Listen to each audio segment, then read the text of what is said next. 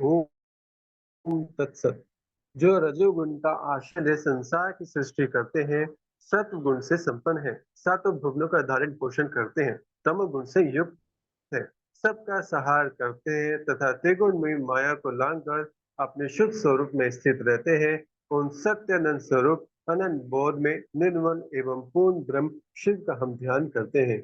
वे ही सृष्टि काल में ब्रह्म, पालन के समय विष्णु और सहार काल में रुद्र नाम धारण करते हैं तथा सदैव सात्विक भाव को अपनाने से प्राप्त होते हैं, जो विश्व की उत्पत्ति, स्थिति और लय आदि की एकमात्र कारण है।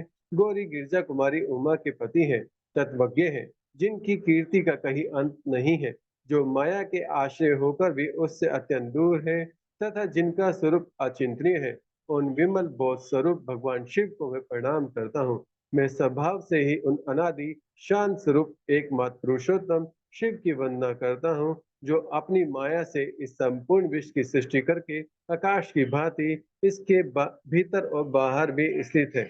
जैसे लोहा चुंबक से आकृष्ट होकर उसके पास ही लटका रहता है, उसी प्रकार यह सारा जगत सदा सब और जिसके आसपास ही भ्रमण करते हैं, जिन्होंने अपने से ही इस प्रपंच को रचने की विधि बताई थी, जो सबके भीतर अंतर्यामी रूप से विराजमान है तथा जिनका अपना स्वरूप अत्यंत गुण है। उन भगवान शिव की मैं सादर वंदना करता हूँ।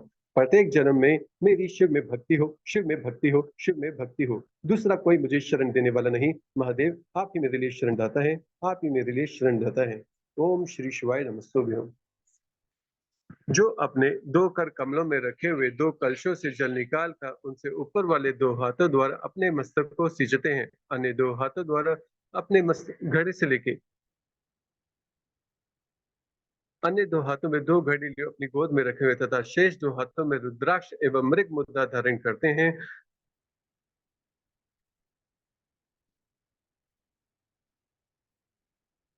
जो त्रिनेत्रधारी हैं, जिनके साथ गौरी नंदन गिरजा कुमारी विराजमान है तथा ओहो भूल गया।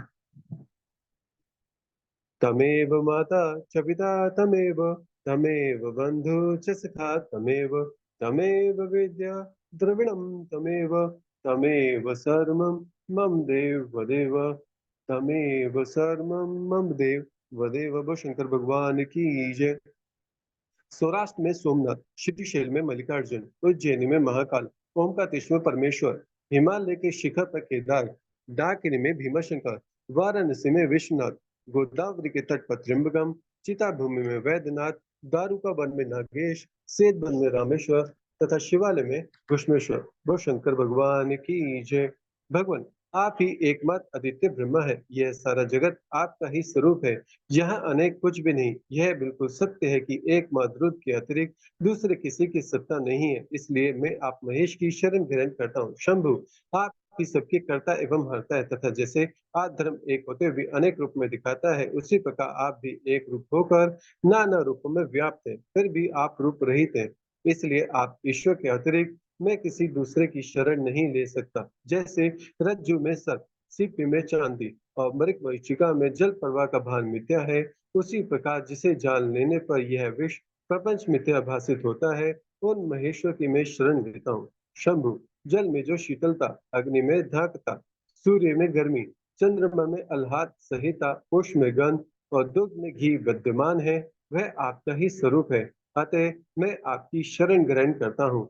आप कान नहीं होकर शब्द सुनते हैं, नासिका विहीन होकर सूंघते हैं, पैर न होने पर भी दूर तक चले जाते हैं, नेत्रहीन होकर सब कुछ देखते हैं और जीवा रहित होकर भी समस्त रसों के ज्ञाता है। भला आपको सम्यक रूप से कौन जान सकता है, इसलिए मैं आपकी शरण में जाता हूँ। ईश आपके रहस्य को ना तो साक्षात वेद ही जानते हैं, ना विष्णु, ना अखिल विश्व के विधात ब्रह्मा, ना योगेंद्र और ना इंद्र आदि प्रधान देवता को भी इसका पता है, परंतु आपका भक्त उसे जान लेता है।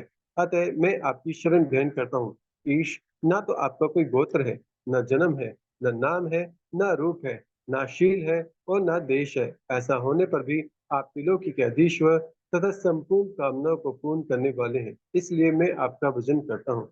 सम्रारे आप सर्व स्वरूप है, यह सारा विश्व प्रपंचन आपसे ही प्रकट हुआ है। आप गौरी के प्राणनाथ, दिगंबर और परम शांत है।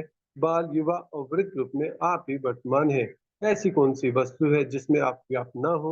अतः मैं आपके चरणों में नतमस्तक होकर भगवान की जय।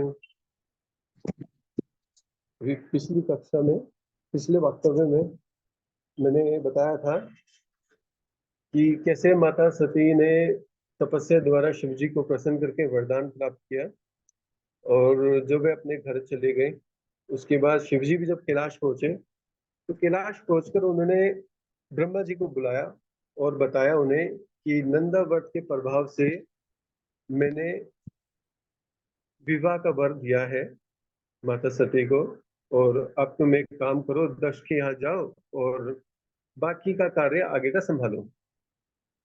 तो ब्रह्मा जी चले गए दक्ष के घर, और वहां जाके देखा कि जो माता सती अपने पिता के घर गई थी और उनको बताया कि मैंने ऐसे ऐसे अपनी तपस्या पूर्ण करी है और शिव जी ने मुझे वर प्राप्त प्रदान कर दिया है। दोनों माता पिता प्रसन्न थे, लेकिन उनमें ये परेशानी खाई जा रही थी कि शिव जी आए भी और चले भी गए, लेकिन अब विवाह कैसे होगा। तो इसी परेशानी में जब वो घूम रहे थे, तभी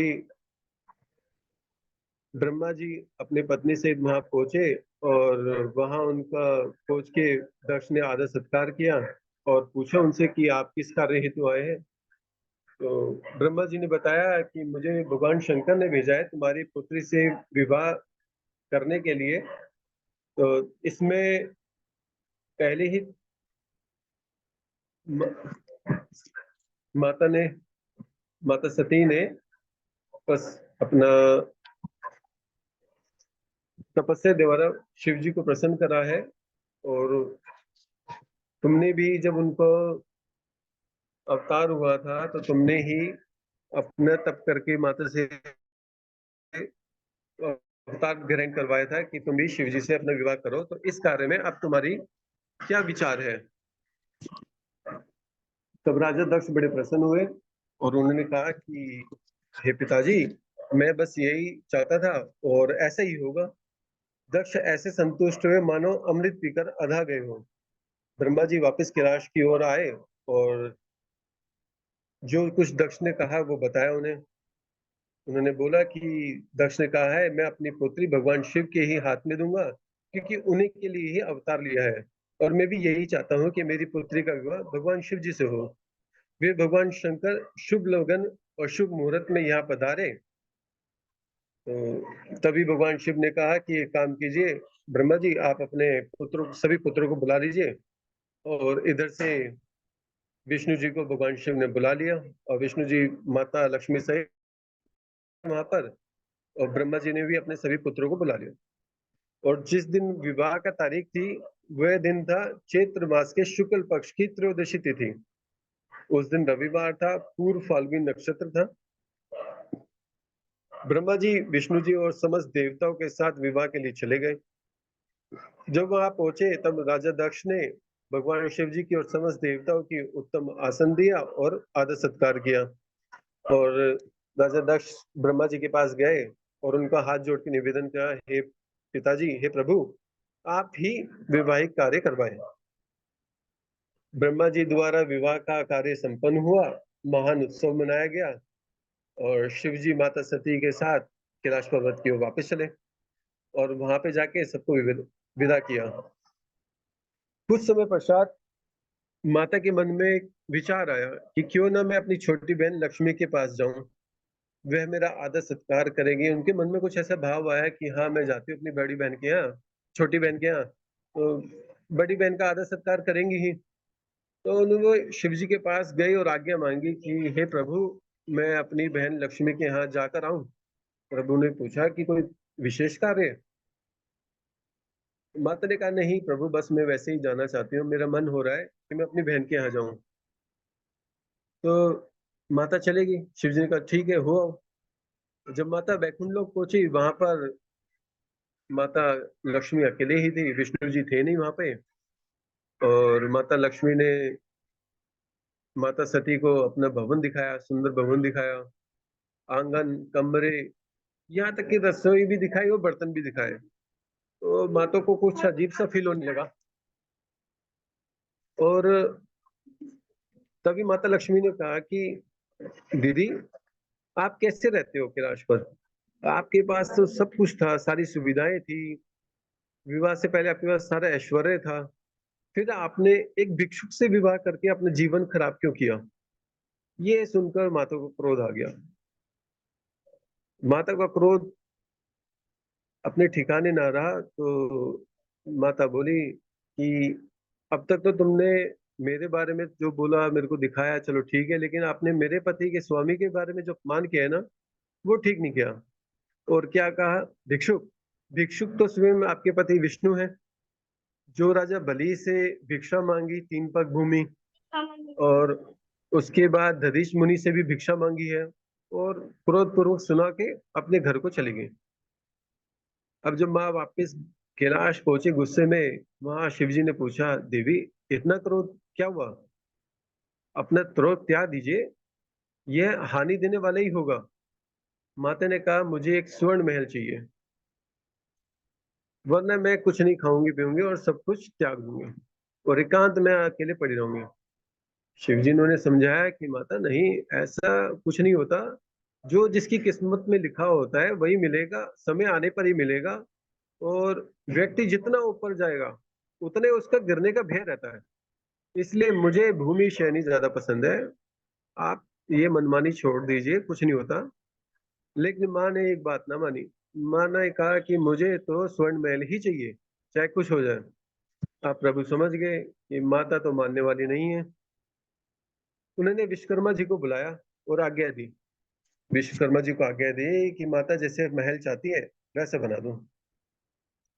विश्वकर्मा जी भी खुश हो गए कि हाँ, माता ने, आज शिव जी ने उनको कार्य दिया है। खुशी खुशी माता के पास गए और पूछे, माता बताइए आपको किस प्रकार का चाहिए महल? माँ ने कहा कि मुझे महल ऐसा चाहिए कि उसके चारों तरफ से पानी दिखे, समुद्र के बीचों बीच। ठीक है जी। सुंदर फुलवारी बगीचा हो, महल के रास्ते में कृत्रिम मतलब नकली पशु, हाथी घोड़े ऊंट बैल वगैरह सारी चीजें बनी हो, जो दीवारें हो वो सोने की, खंभों में जो जड़े हो हीरे मोती जड़े हो, सोने का बेड, चांदी के बर्तन, और ऐसे वैसे काफी सारे ऐश्वर्यशाली चीजें बोली। विश्वकर्मा जी लग गए अपने कार्य में और कुछ ही समय में वैसा महल बना के दे दिया। अब शिव जी ने पूछा माता से कि तुम्हारा महल तैयार हो गया है तो क्या विचार है, चले घर में, नए घर में अपने? माता ने कहा, नहीं ऐसे तो नहीं जाना, गृह प्रवेश करवाएंगे, सबको बुलाएंगे और रिटर्न गिफ्ट वगैरह भी देंगे। उन्होंने कहा चलो ठीक है। और उस टाइम में जो गृह पूजा होगी, जो सबसे बड़ा पंडित होगा उसको बुलाएंगे। शिव जी ने कहा ठीक है, जैसे तुम्हारी इच्छा वैसा करो।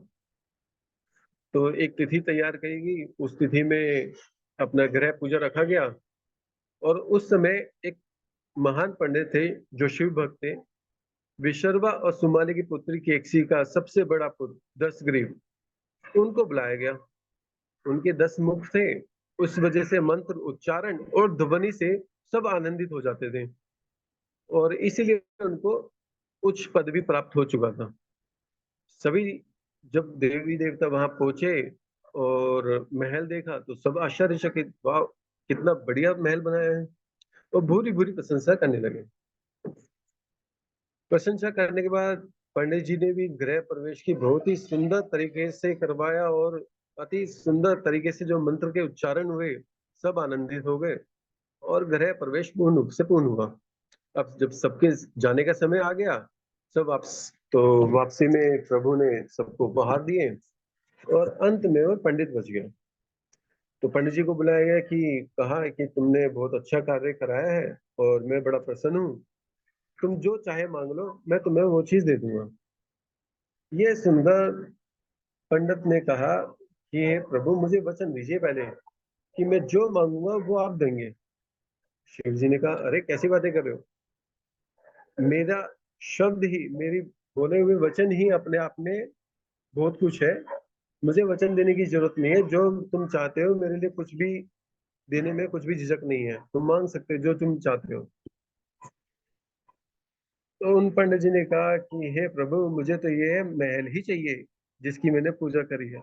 ये सुनकर शिव जी तो मुस्कुराए क्योंकि उन्हें तो सब पता था। किंतु माँ अपना क्रोध ना संभाल पाई और श्राप देते हुए बोली कि ये तूने गलत किया। दूसरों की वस्तुओं पर कुदृष्टि डालना, उनके धन को छीनना बहुत ही बड़ा पाप है। और एक दिन ये सब नगरी जल के नष्ट हो जाएगी। और वहां से सब चले गए। और दशग्रीव भी खुश तो हो गया कि उसे महल मिला है, लेकिन समझ गया कि उसने एक गलती कर दी। मैं बताना चाहता हूँ दशग्रीव कौन, उस समय का रावण। रावण का नाम दशग्रीव ही था, तो रावण बाद में रखा गया। दशग्रीव अब जितने भी साधु महात्मा होते हैं उनमें बड़ा ज्ञान होता है, छोटी सी भी गलती नहीं करते। तो वो उस समय के बहुत बड़े पंडित थे, तो उन्होंने भी, उनसे भी कोई गलती तो हो नहीं रही थी। लेकिन उनका जो कार्य उद्देश्य था वो बड़ा भयंकर था। उनका कार्य उद्देश्य ये था कि वे चाहते थे कि असुरों के लिए कोई भी देवता नहीं है जो उनकी मदद करते हैं। तो असुरों के देवता मतलब वो विष्णु जी के पद प्राप्त, मतलब उनके बराबर का पद प्राप्त करना चाहते थे। और इसी भय से सभी देवता उनसे डरते भी थे। लेकिन उनसे कोई गलती नहीं हो रही थी, तो उस गलती को करने के लिए यह लीला रची गई थी। ठीक है, अब श्राप तो मिल गया। अब श्राप मिलने के बाद रावण जी ने कहा कि इसका कुछ ना कुछ तो उपाय करना पड़ेगा, पश्चाताप करना पड़ेगा, नहीं तो ये एक दिन मेरे ऊपर भारी पड़ेगा। तो उन्होंने एक बड़ा भारी तप किया। उन्होंने 5 बड़े खड्डे खोदे और उसमें ग्रीष्म ऋतु के अंदर अग्नि जलाई और बीच में खड़े होकर तप किया।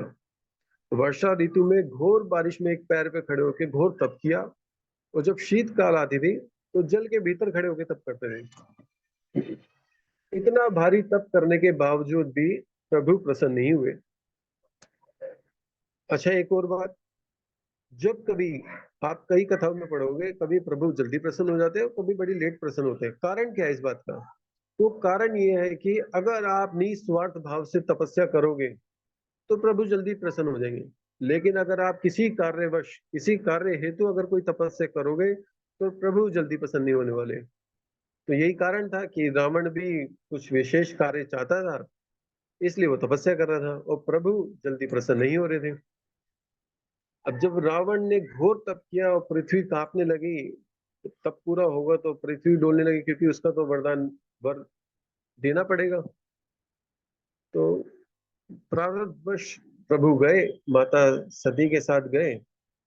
और वहां पहुंच के उन्होंने कहा, माता सती ने कहा कि हे रावण, तुमने बहुत तपस्या करी, थक गए होगे, चलो पहले ये जल पी लो।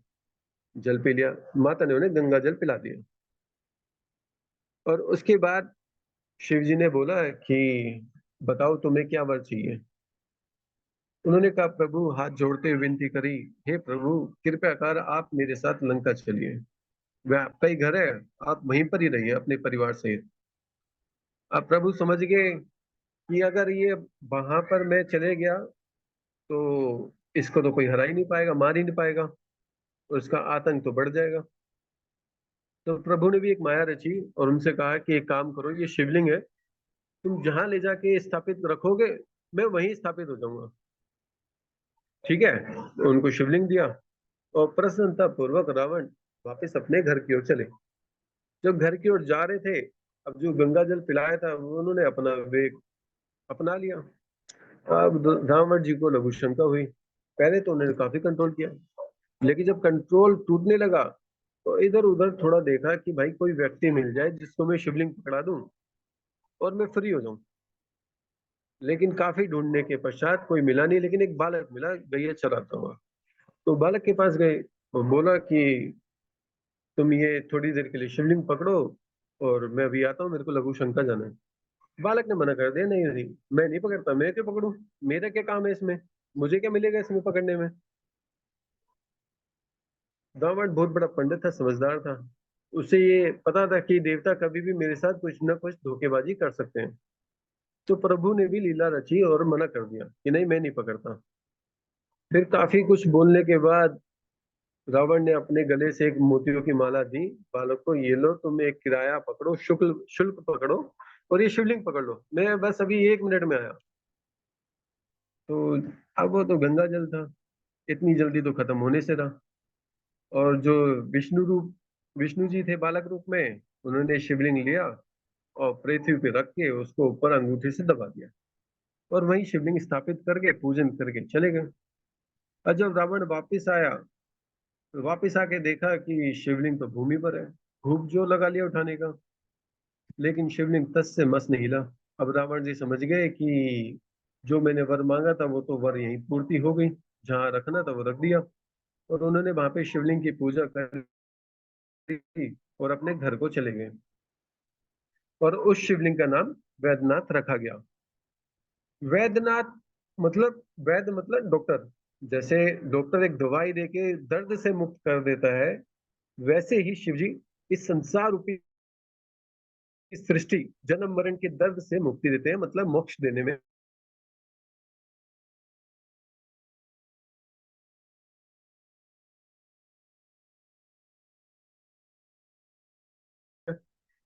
अब करे तो क्या करें। तभी नारद जी को बुलाया गया मीटिंग में, और नारद जी आए और उनसे बोला कि तुम्हारे पास कुछ उपाय है इससे मुक्ति पाने का। तो रावण जी ने कहा कि चलो ठीक है, मैं एक उपाय करता हूँ।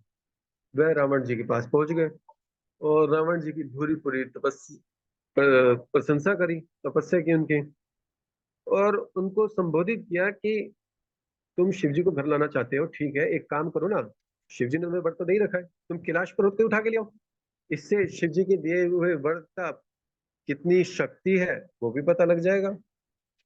अब रावण था तो राक्षस बुद्धि ही, और नारद जी की बात उन्हें समझ में आ गई कि हाँ, ये तो बहुत आसान तरीका है, क्यों ना ऐसे कर लिया जाए। तो उसी समय कैलाश पर्वत की ओर गए और कैलाश पर्वत को उखाड़ने की कोशिश करी।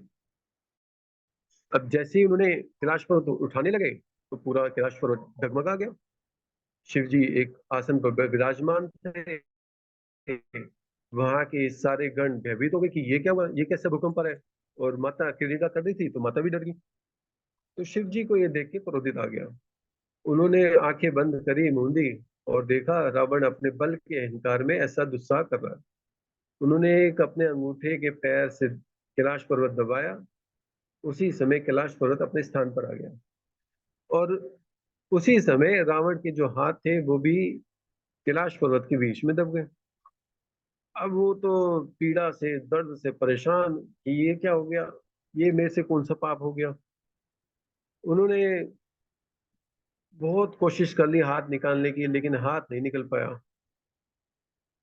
और जब हाथ नहीं निकल पाया तो उनके में समझ में आ गई कि प्रभु की स्तुति ही करनी पड़ेगी, तभी प्रभु मानेंगे। एक प्रभु की सुंदर सी स्तुति करी। सुंदर सी स्तुति करने के बाद शिव जी प्रसन्न हुए और उनको मुक्त किया। लेकिन जब रावण ने अपने बल का, अपने अहंकार, बल के अहंकार में जब कैलाश पर्वत को हिलाने की कोशिश करी, उससे शिव जी ने उन्हें श्राप दिया कि एक दिन तेरे इस बल का अहम टूटेगा। अब रावण को माता से भी श्राप मिल गया, शिव जी से भी श्राप मिल गया, दो श्राप हो गए उसकी गिनती में। तो अब उसका अंत करना थोड़ा आसान था देवताओं के लिए। तो उसी समय देवताओं ने मिलकर एक मीटिंग रखी और रावण के अंत के लिए तैयारी शुरू की। तो उस समय शिव जी ने हनुमान जी का अवतार लिया, विष्णु जी ने 3 रूपों में अवतार लिए, पूर्ण रूप से श्री राम, और अंश से भरत और शत्रुघ्न। शेषनाग जी ने लक्ष्मण का अवतार लिया, ब्रह्मा जी और सूर्यदेव और सभी देवताओं ने अपने अपने रूप से जो उनके सहायक बने थे अवतार ग्रहण करे। और माता लक्ष्मी ने सीता रूप में अवतार ग्रहण किया। गुरुजी, आगे की स्टोरी चलाता रहूं या अभी रोक दूं?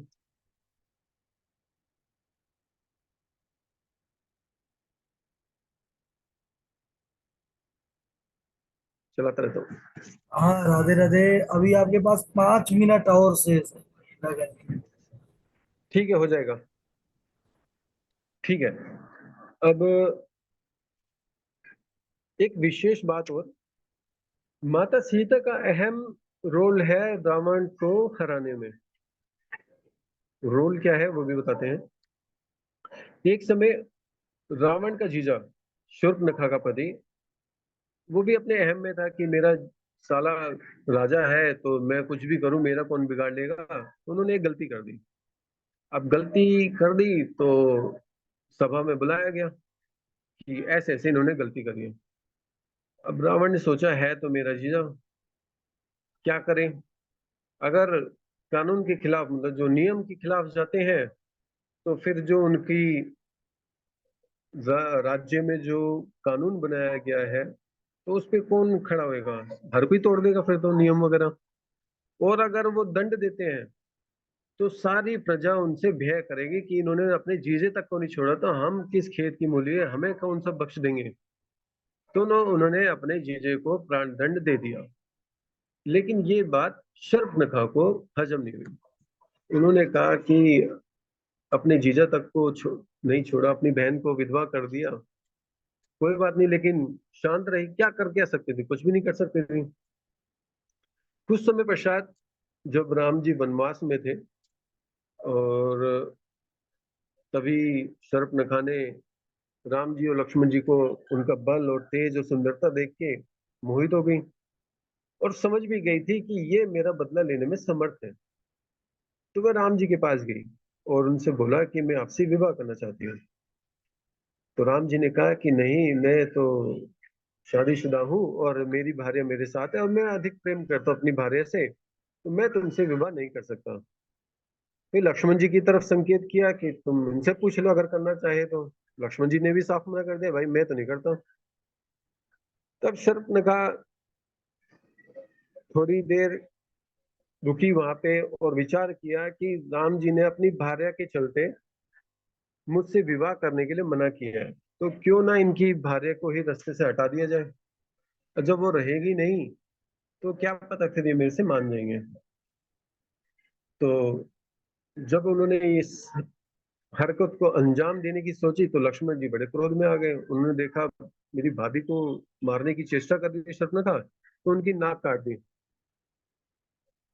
नाक काट दी और खून बहता हुआ शर्पनखा वापस अपने भाई के महल गई और वहां जाके बोली, वहां जाके देखा रावण ने कि बहन के मुख से खून आ रहा है। वो तो वैसे ही बड़ा क्रोध में आ गया कि किसने ऐसा गुस्सा करा कि जो रावण की बहन पे अपना हाथ उठाए, और पूछा यह कार्य किसका है।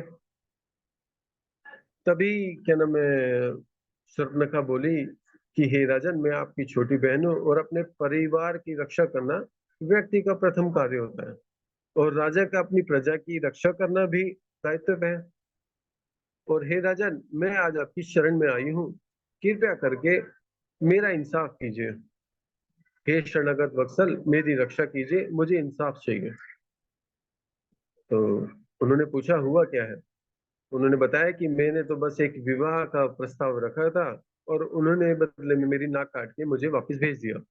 ये सुनकर रावण को बड़ा क्रोध आया और उसी समय उन वनचारियों को मारने के लिए उद्युक्त हो गए। तभी बहन शर्पनखा ने कहा कि हे भैया, मुझे उस वनचारी से विवाह करना चाहती हूँ, लेकिन जो उसकी पत्नी है वो मेरे मार्ग से हट जाए तो मेरा काम बन जाएगा। रावण ने कहा ठीक है। अब वो क्रोध में भर के वहां चले गए। उस स्थान पर पहुंचे। अब वहां पर उन्हें देखा कि वहां पे सीता जी और उनके साथ दो रक्षक वनचारियों को देखा। और राम जी को देखकर रावण प्रसन्न भी हुए कि हाँ ठीक है, मेरी बहन का चुनाव सही है, उन्होंने अपने लिए वर देखा है तो ठीक है। कुछ समय पश्चात जब माता सीता को भी देखा तो उनका मन मोहित हो उठा और विचार करने लगे कि मार के क्या करूंगा, ये स्त्री रत्न तो बहुत सुंदर है, क्यों ना मैं इसे अपने साथ ही लंका ले चलूं और वहां पर मेरी भार्या रूप में रहेंगी तो इससे मेरी भी शोभा बढ़ेगी। लेकिन अब ये दोनों वनचारी साथ में है, उनको अकेले छोड़ नहीं रहे, तो लेके जाऊं भी तो कैसे जाऊं। तो उन्होंने एक मृग को उनके सामने से निकाला। माता सीता ने देखा एक स्वर्ण मृग, वो देख के बड़ी खुश हुई और बोला कि ये अति सुंदर मृग है, यहाँ तो कोई भी शिकारी इसे देखकर इसको मारेगा और इसकी खाल वगैरह निकाल के बेच देगा, तो इससे बढ़िया इसे हम अपने आश्रम में रख लेते हैं। और राम जी को उनके पीछे भेजा। गुरु जी, मैं यहीं तक ही विश्राम करना चाहूंगा, बाकी आगे की स्टोरी अगले समय में, नहीं तो वो लंबी खिंचती जाएगी। ठीक है, ठीक है, ठीक है, बहुत अच्छा। अभी पूर्ण कर रहा हूँ मैं प्रभु गुरु जी। कर्पूरगौरम करुणावतारम संसार सारम भुजगेन्द्रहारम सदा वसंतम हृदयारविंदे भवम भवानी सहितम नमामि। भवम भवानी सहितम नमामि। भगवान रुद्र, आपका तेज असंख्य सूर्य के समान अनंत है, आपको नमस्कार है। रस स्वरूप और जल में विग्रह वाले आप भव्य देवता को नमस्कार है। नंदी और सुरभि अर्थात कामधेनु, ये दोनों आपके ही स्वरूप है। आप पृथ्वी रूपधारी शर्व को नमस्कार है। स्पर्श में वायु रूप वाले आपको नमस्कार है। आप ही वसुधारी ईश है, आपको नमस्कार है। अत्यंत तेजस्वी अग्नि रूप आप पशुपति को नमस्कार है। शब्द तन मात्र से काश रूपधारी आप भीमदेव को नमस्कार है। उग्र रूप वाले यजमान मूर्ति आपको नमस्कार है। सोम रूप आप अमृत मूर्ति महादेव जी को नमस्कार है। इस प्रकार 8 मूर्ति और 8 नाम वाले आप भगवान शिव को हमारा नमस्कार है। सर्वत सब सुखी हो, सर्व सब निरोगी हो, सर्व दृष्टि कल्याण में हो, किंचित कोई दुखी ना हो। ओम अव्यक्त पूर्ण हो, व्यक्त भी पूर्ण हो, पूर्ण से ही है पूर्ण संभव, पूर्ण में से पूर्ण कम हो, फिर भी रहता पूर्ण है। ओम नमः शिवाय, ओम नमः शिवाय, ओम नमः शिवाय, ओम नमः शिवाय, ओम नमः शिवाय, ओम नमः शिवाय। सबको सुख पहुंचाने वाले कृपा निधान भूतनाथ शिव, मैं आपका हूँ। आपके गुणों में ही मेरे प्राण बसते हैं, अथवा आपके गुण ही मेरे प्राण है। मेरा जीवन सर्वस्व है। मेरा चित्त सदा आपके ही चिंतन में लगा हुआ है। यह जानकर मुझ पर प्रसन्न होइए, कृपा कीजिए। शंकर, मैंने अनजान में अथवा जानबूझकर यदि कभी आपका जप और पूजन आदि किया हो, तो वह आपकी कृपा से सफल हो जाए। गौरीनाथ, मैं आधुनिक युग का महान पापी हूँ, पतित हूँ, और आप सदा से ही परम महान पतित पावन है। इस बात का विचार करके आप जैसा चाहे वैसा करें। महादेव, सदाशिव, वेदों पुराण और नाना प्रकार के शास्त्रीय सिद्धांतों और विभिन्न महर्षियों ने भी अब तक आपको पूर्ण रूप से नहीं जाना है, फिर मैं कैसे जान सकता हूँ। महेश्वर, मैं जैसा हूँ वैसा ही उसी रूप में संपूर्ण भाव से आपका हूँ, आपके आश्रित हूँ, इसलिए आपसे रक्षा पाने की योग्य हूँ। परमेश्वर, अब आप मुझ पर प्रसन्न होइए और मुझे सदैव अपनी शरण में रखिए। वो शंकर भगवान की जय। ठीक है, बहुत सुंदर। अभी हमारे गगन जी बड़ा ही भाव और ज्ञानमय वक्तव्य प्रस्तुत किए। ठाकुर जी कृपा बनी रहे। बहुत अच्छा। गुरु जी, जो ये स्टोरी थी वो अच्छी लगी। मैंने कई बुक्स में से ना मिक्स मैच करके, मतलब कुछ बुक्स